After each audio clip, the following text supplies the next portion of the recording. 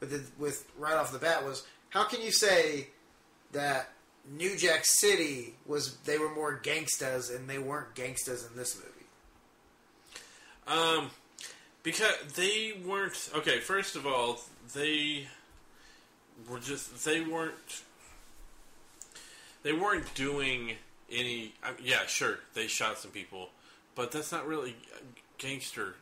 I mean, yeah, gangsters do that. Yes, I get that. And they did stuff that gangsters did, but they weren't gangsters. They were selling drugs, stealing cars, robbing stores, and murdering people.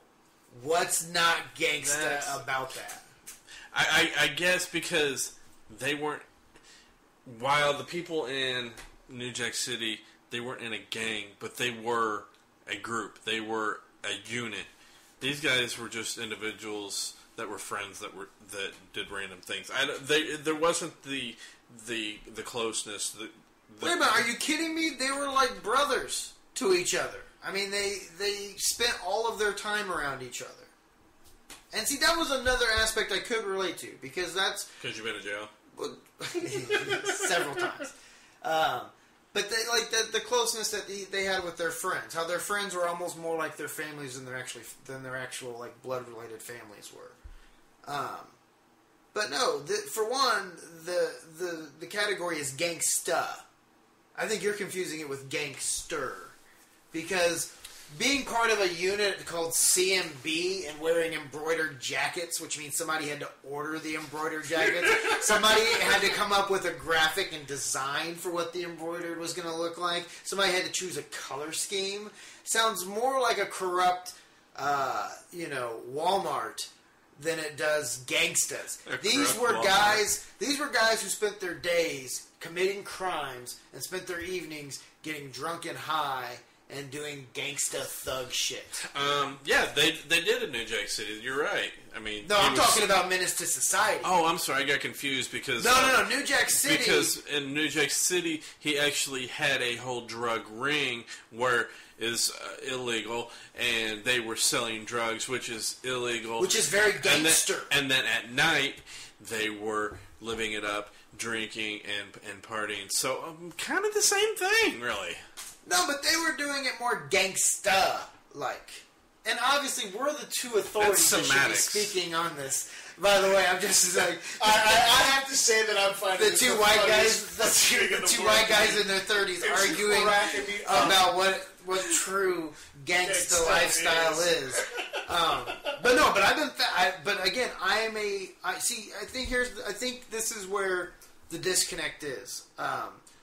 You are so much older than me that your generation grew up with gangsters like Wesley Snipes and Run DMC. And my generation, this was my generation. Gangsta was invented by my generation. How the hell was Run DMC gangster? Well, that's for you. So that's what I'm just saying.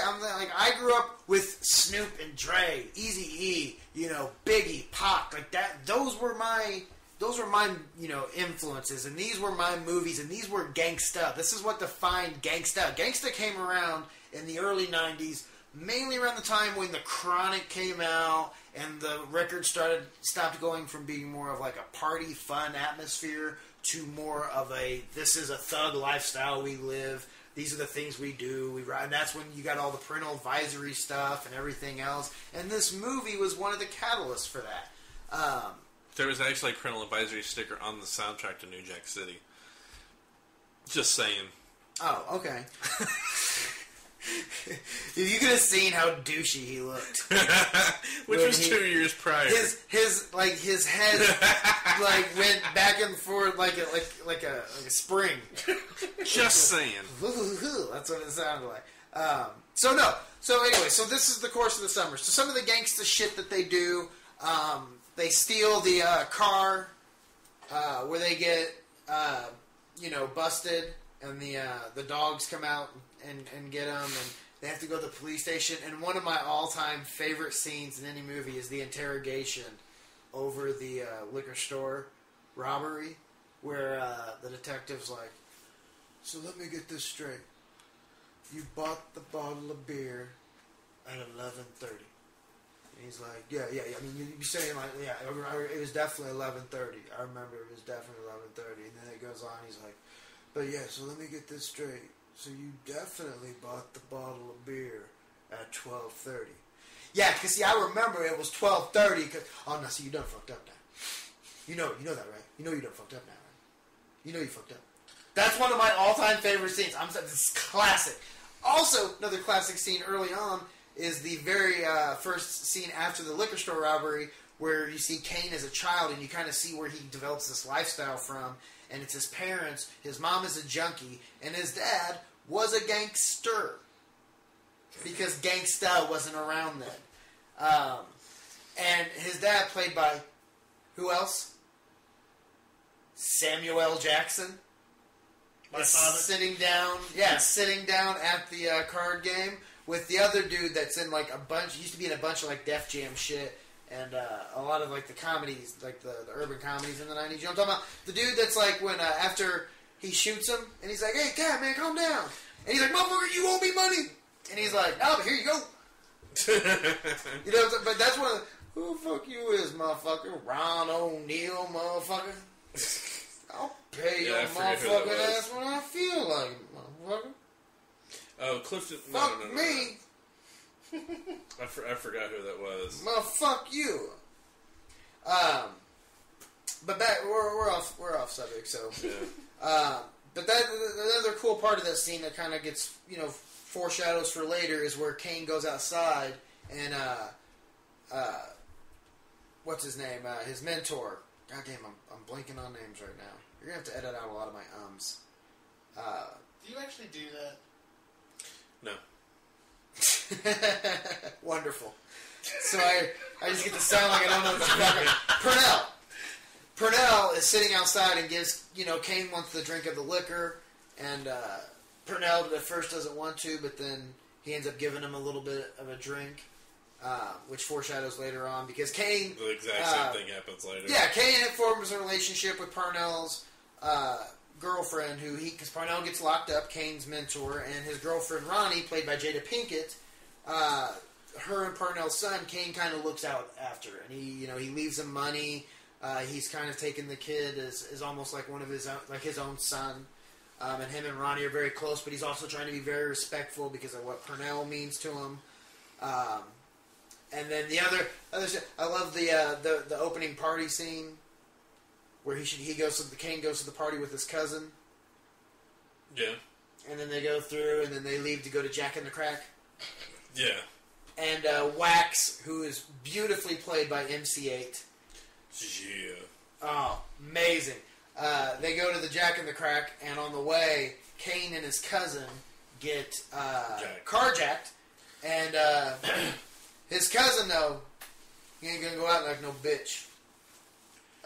So he starts to pull his gun out. He gets shot. Kane gets shot. They take him to the hospital. Kane recovers. He's back out on the streets doing the same thing. Basically, it's just a tale of the summer. The infamous scene with O-Dog and the crackhead. Come on, man. You wanna buy these people? Come on, man. I'll suck your dick, man. Man, you what? You suck what, motherfucker? That just reminds me of this scene in Don't Be a Menace to South Central while drinking your juice in the hood. He goes... It's Marlon Wayans is playing the crack. No, Marlon Wayans plays O-Dog. It plays O-Dog. He's like, okay. They go off in a bush. Another character I liked a lot was the Islamic guy, who was going to be played by Tupac. Really? Yes, he was supposed to be played by Tupac and Shareem. Yep. Yeah, Sharif.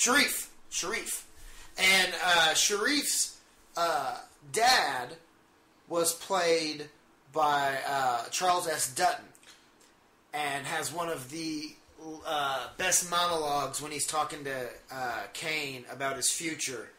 And the hunt is on, and you are the hunted. Let's rock.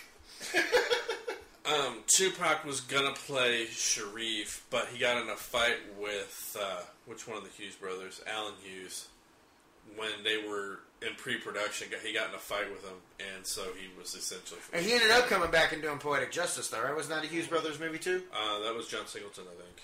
Am I right? I think that was John Singleton. But no, Sharif was, I thought, a really good character. It really, it spoke for the culture at the time, too. They used a lot of the elements from just the racial tension. I mean, it was also kind of, a tone about what race relations were like in America. The scenes with the police always involved, basically, the cops harassing them.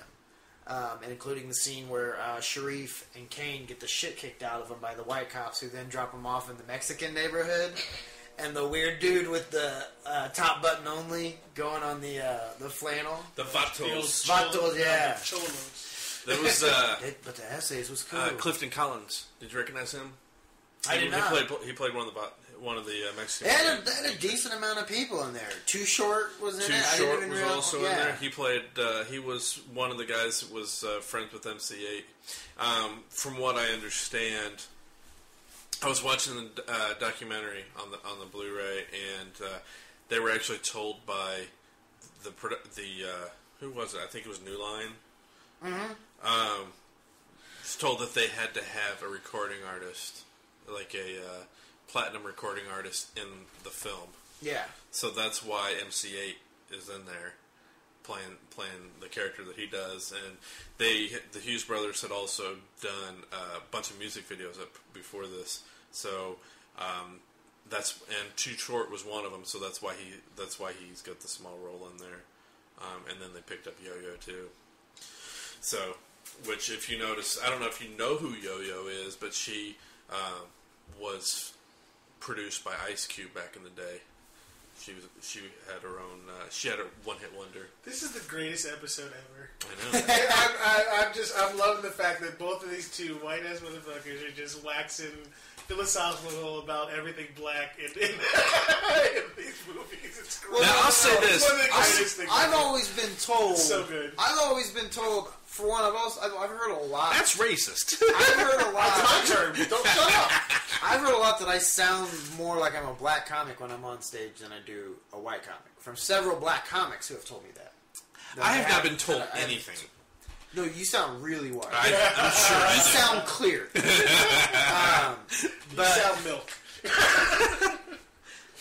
So after they get arrested and they get interrogated, Kane gets out and he goes and he steals the Mustang, which was a great scene, especially after he steals the Mustang and then goes and carjacks the guy in the drive-thru line. Okay, I got a question about that.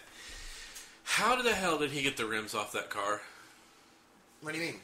Okay, he pulls up next to the guy, sees the rims, then I guess the guy goes through the drive-thru. He must have parked his car somewhere else. He gets in the car with him, jacks him, but how does he get the rims off the car to get him on his own car? Probably just took the guy's car, I would imagine, after they got to the what, and then go and then ditch the dude car, somewhere yeah. and then come back for his own car? Yeah. That just... Or probably left it at the illegal shop he got the illegal car from in the first place.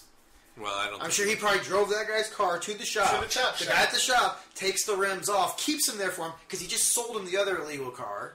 And now he probably keeps that car. He probably keeps it and sells it. Yeah, so that's his way. He's like, hold on to the rims for you, but I keep the car, right?